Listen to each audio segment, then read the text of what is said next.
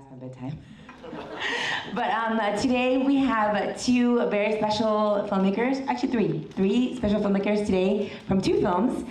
We have Mark Trang, the writer-director of Mannequin, and my friend. And then we have co-directors Amy Fan and Kai Sampadian from Sex, Baseball, and Possibilities.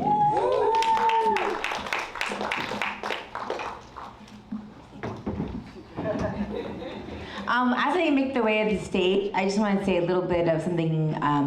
The Don't Fuck With That is actually directed by a friend of mine, Sally Jen, and she just wanted to say that she wishes she was here. She's in New York and unfortunately couldn't fly out, but that it was a project that was inspired by the Asian hate crimes that were happening around COVID times.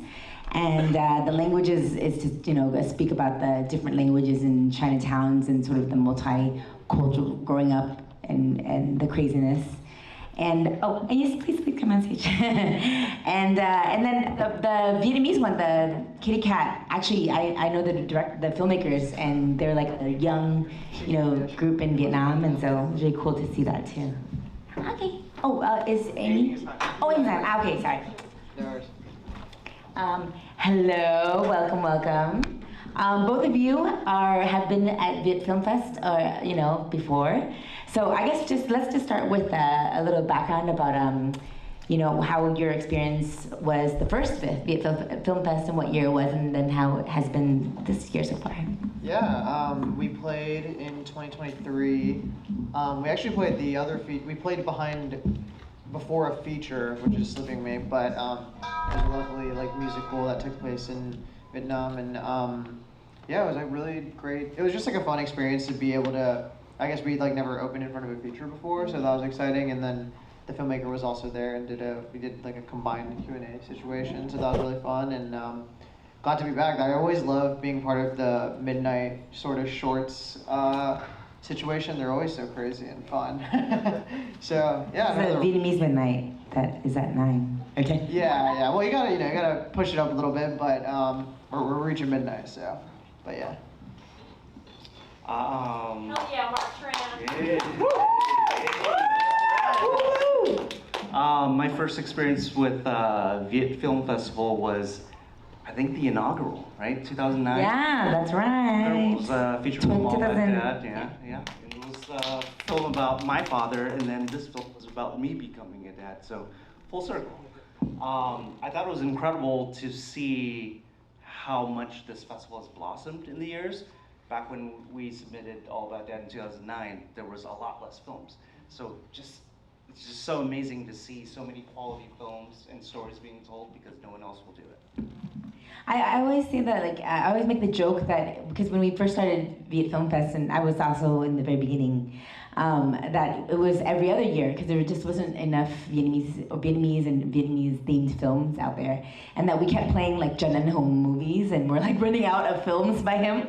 So, and now we're at a point where, this year, Eric and the staff saw 100 films, and programmed 60, I believe, right? 59. And so to be able to get to a point where you have to say no to films, that's amazing. But this question's for you, Kai. Did you co-direct the other film as well? I did. You and Amy co-direct. Awesome. Yeah, we're a writing directing team, which is fun, and yeah, we do a lot of our stuff together and have had a pretty nice working relationship. Can you talk a little bit about the co-directing relationship, because I know it's very difficult, and we don't come across it very often. Yeah, and Amy and I are actually dating too, so there's kind of an interesting That's why I was really getting at it. Yeah. No, it's a fun mix. I mean, we're I think it's always nice to have someone to bounce things off of. I think that's one of the biggest perks, is just being able to always sometimes to your own detriment at the same time, where you're just I need to get this idea out, but it's 10 o'clock and we're about to go to sleep. But I feel that also kind of what makes it fun, and I think it's always just it's really great to just be able to have that person who you can always just talk your ideas to, and kind of drive each other crazy at the same time. But I don't know, I always think it's really fun and exciting, and it's just great to have such a close collaborator. And yeah, no, we kind of have it depends per project or what we're working on. For writing something, sometimes we're writing over each other's shoulders and like, you know, sharing screens, and then other times we're just like baton passing work between each other. So it's a good mix of, with every different project, there's like a new element that gets thrown into it, which makes it fun, but yeah. But how long have you been together, and how many projects have you done together?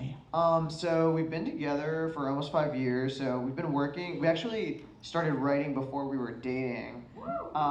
So there's Interesting. yeah, there's a lot of interesting, I could go into like the story behind, like the first thing we ever wrote together was like a pilot, and this is way too much information, but like the pilot was like kind of about like a loose relationship, but we weren't together yet. Anyway, that's as much as I'll say about that.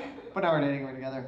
But I don't even remember what the question was, but yeah. Well, I was just trying to get a tea on your Oh relationship. yeah, you did a good job. You did a good job getting that. But yeah, you know, we have a couple different projects together. Like we did a couple short films, and we have some like feature scripts and, you know, pilots and that sort of thing. So just continuously working and chipping away. So. Thank you, Kai, and Mark. You know, with Mannequin, yeah, I know it's inspired by when you became a father. So can you tell a little bit about like what it was? Was it just the baby crying all the time, or the fear of your wife leaving you? Or? Yes, yeah. I mean, it's the movie is honoring parents. It's so fucking hard. It's really hard to be a parent. I'm really glad my daughter actually left already, because this is very not appropriate. Yeah. And so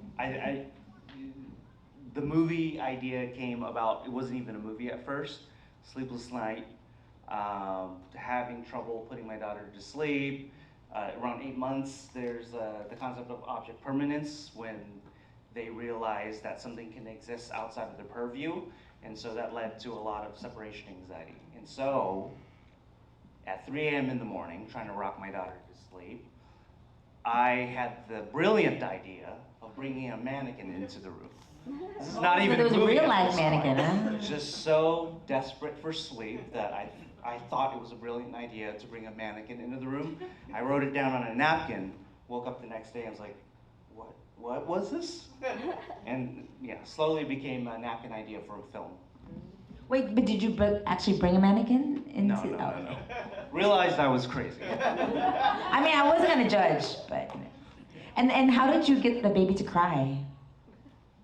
That actress was brilliant. Phenomenal. Oh, so you're just putting it all in Porter. Yeah, I mean, I was so worried that we'd have trouble making her cry on cue because she was such a chill baby. This was a good friend of mine, like, there was the third kid, and so they're like, yeah, just do whatever. It's fine.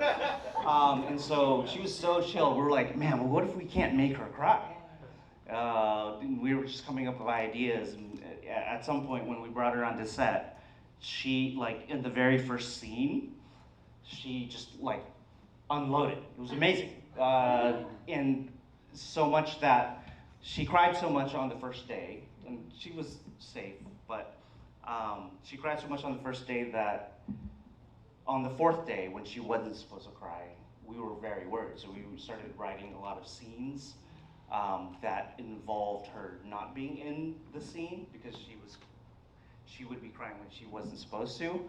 And just like that, she was the chillest baby, exactly as we expected. So she did everything as she was supposed to do. I mean, it's a very challenging working with a baby, and she was super cute, and she did really well, so kudos to you.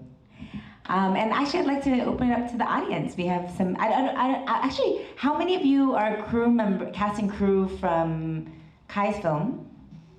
Ah, yes. And how many are casting crew from Mark's film? Ah. And how many of you have never met these guys before? This just, you just came, nice. Good mix. Okay. So any question? Oh, yes. Regarding sex baseball, don't tell me you. Regarding sex baseball, don't tell me you shot everything once, right? There were no retakes on doing that. But my real question is, you seem to have a boundary of showing this could be what we call almost soft porn in the sense, because you really established a boundary. You did a lot of things of innuendo. Reminds me a lot of Alfred Hitchcock, when he used a lot of innuendo in his films but didn't show anything. and you used a lot of innuendo, but everyone's fully clothed. So did you and your writer develop boundaries in writing this, or did you run several different scenes and say, this is what we're going to edit together? So it's kind of like really running with that and letting that sort of like speak for the rest of the movie and all the different things that they do. And obviously you're kind of hoping the audience sort of understands the baseball metaphor thing. And I'm also just a huge baseball fan too. So it was fun to... I was gonna ask you, what do you get as a baseball fan? Yeah, I'm a depressed Padres fan, but that's for another time. Thank you. Any other questions? Oh, yes, Julia. Mark for Mannequin. Oh, great. For you guys, I felt that the film has this like sort of pervasive sense of dread. So to that, I was kind of curious about the conversations with the actors in terms of capturing that sense, how you kind of like wanted to maintain that for this almost like 20-minute runtime, as well as maybe perhaps the music. Yes, yeah. The amazing actors right there, Paul and Porter. Say hi. Hello. We got all our stars here. I think the main conversation was about grief and how people deal with grief. And there's the well-known process called DABDA, like the 5 stages of grief: depression, anger, bartering, and denial. And the main concept of the film was about being stuck in denial and never accepting that one has left life, right? And so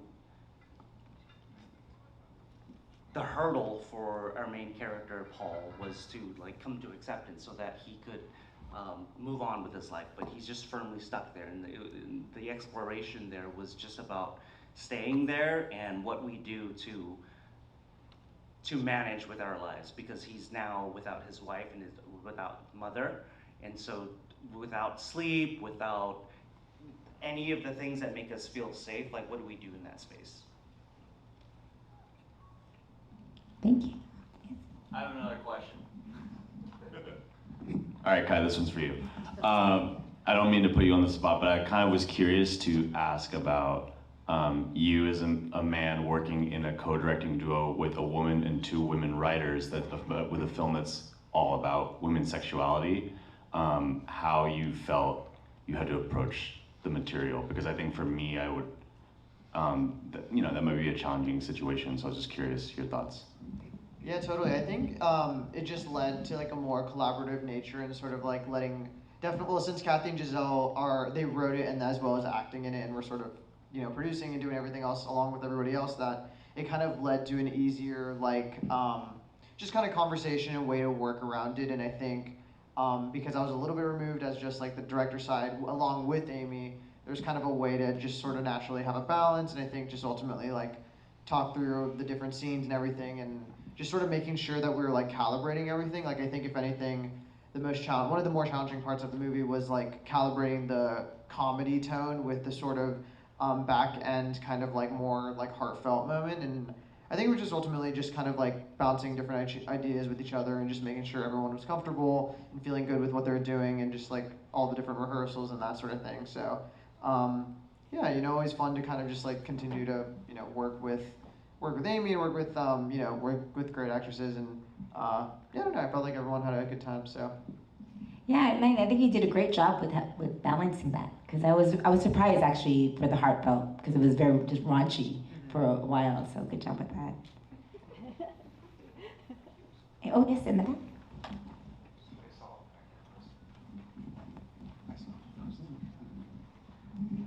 For Mannequin, could you explain more about the Northern Lights and why Alaska? Yeah, I like the aspect of the Northern Lights being a bit of a mystery and like clues for the audience to solve. But since we're in a Q&A, I'll give the answer to the ending of the story. It's really about Paul, Min's character,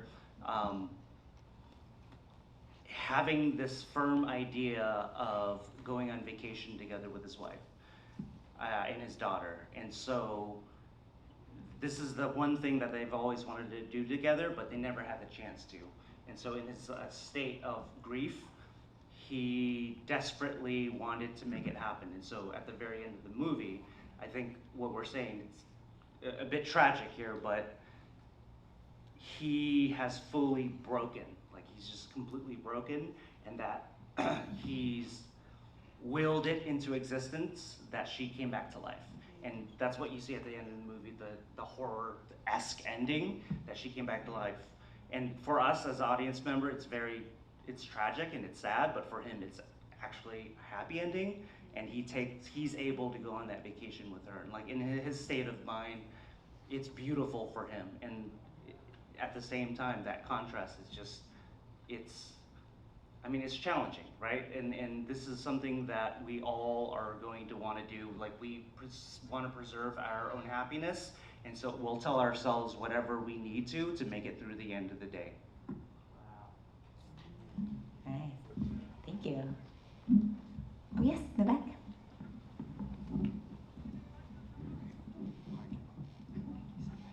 Hi, I have a question for Mannequin. This is really bad timing coming after that deep question, but I genuinely am curious about the casting process for the Mannequin. Oh, yeah. And also the person that played the live action Mannequin. Oh, yes. Will terrify me tonight. Yeah. So Porter, amazing Porter and beautiful Porter, auditioned, and when we looked through a slew of amazing actresses who gave their own spin on it, and it was very hard to choose, but the moment I saw Porter's audition, like 10 seconds in, I said, she's the one. She embodies everything that I think the character needs to bring to the table, and she just executed it so flawlessly.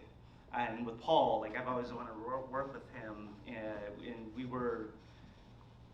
we intended to work together in a previous film called Lights Out Chinatown, of which, due to scheduling conflicts, we couldn't make happen. And so this time around, 5 years later, we were able to make it happen, and he just nailed it. And I don't want to speak for you, but he almost turned it down because he was cast 3 weeks before filming started, and he didn't have enough time to prepare. But I'm so grateful that he said yes. I got a question. Kathy, why'd you write this script? Yeah, who's the celibate one? No. Kathy, whoever you gave the mic to before, that was Kathy. Kathy, why'd you write this script? The question was, why did you write the script, in case Mr. Dintai? Hi. Hi. I also wanted, sorry, about the Mannequin question. I was asking about the doll. Oh. Like Facebook Market, you know, but I love knowing that as well. But Sex and Baseball was written, Giselle and I met working on a project that Din made, and we bonded a lot because being Asian women in entertainment, Giselle and I just had a very shared experience of being stereotyped as an actress in the industry, in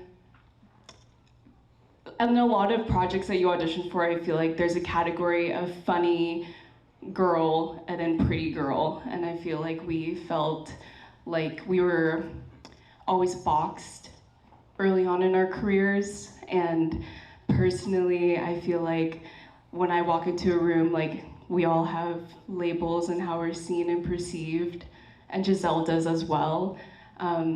We also moved in together, so we've shared a lot of experiences. Like, did she actually rip off her thong? And did she rip off her thong? Every day that we lived together. She did not.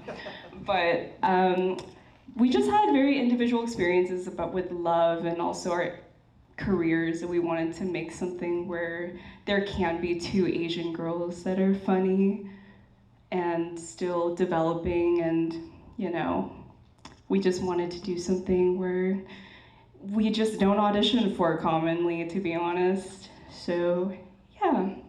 And actually, while I have you on the mic, how did you choose? Because since you wrote it and produced it, so how did you choose your director? I actually, when I first started acting, I auditioned for Amy, who's unfortunately not here. And I just followed Kai and Amy and their work, and their short film House Rules it ruled. And it was funny. So we just wanted to find someone who, could bring it to life with us. I was not celibate. For a long time, I thought, actually, I'm not gonna talk about my sex life, but thank you so much. I was not celibate either, so I feel you. I love that for you, girl.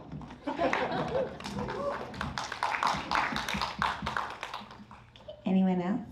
Oh, yes. From napkin to where you are today, how long did it take you to get Mannequin into production and finished?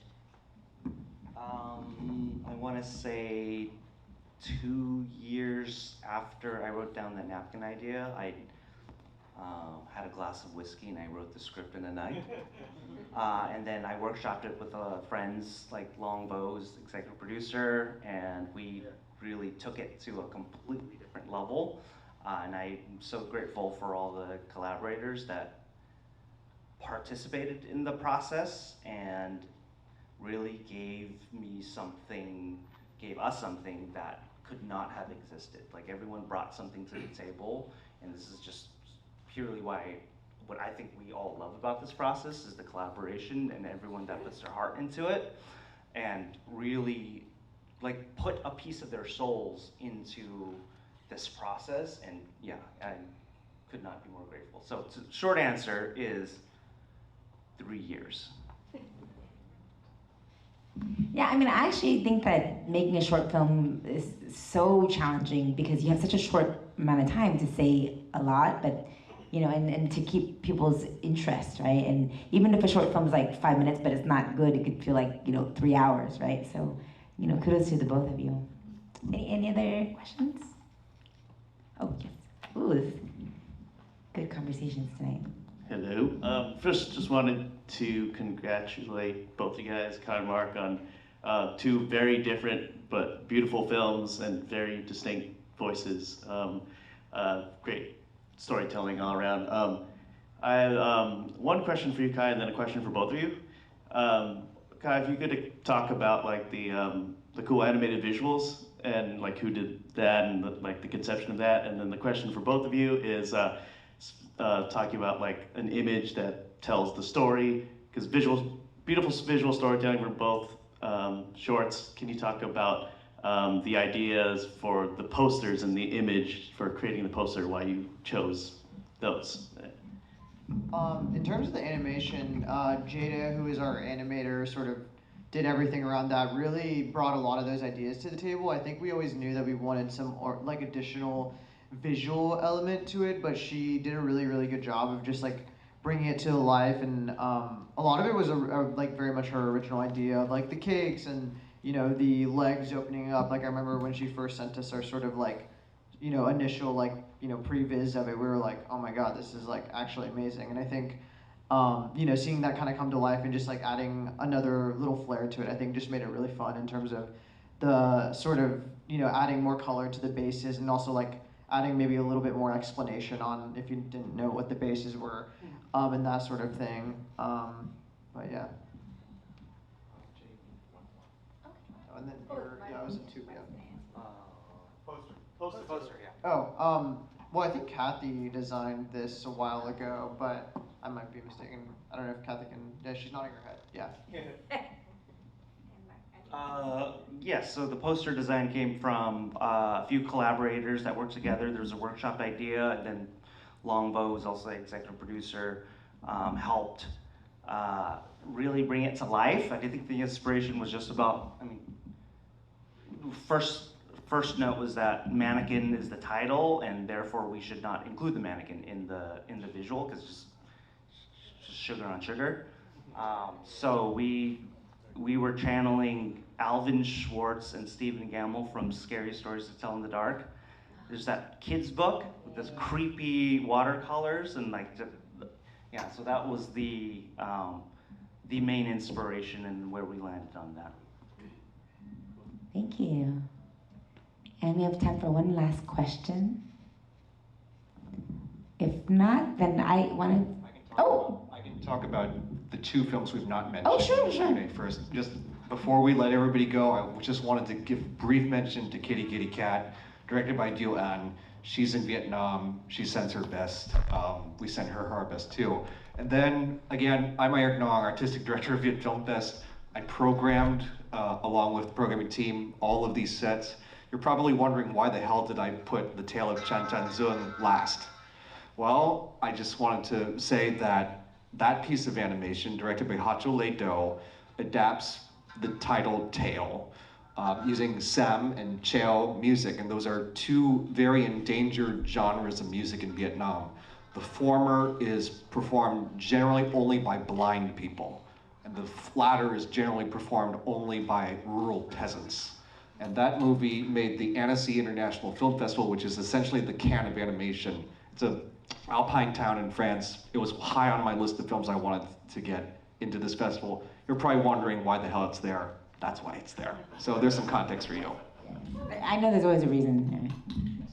And lastly, just wanted to ask. Of course, I know everybody asks it, but I would love to hear what you have next in store, both of you. Yeah, just I think continuing to. To be with your girlfriend? Yeah, definitely that. And just continue to work with each other and just like, just keep working on our craft and the different projects coming up, and we have a couple different things that we're trying to figure out or in the middle of, and hopefully we just get to keep making stuff. The few projects in the works, but the next script that I'm polishing right now is called Saturday School, and it's not depressing, I promise. Is it about your dad, though? Or a dad? Yeah, there's a dad. Dad trilogies. Okay, and without further ado, thank you so much. And again, we have one more day of VIP tomorrow and another week of virtual online. I'm Jenni Trang Le. It's been great, and let's go eat something.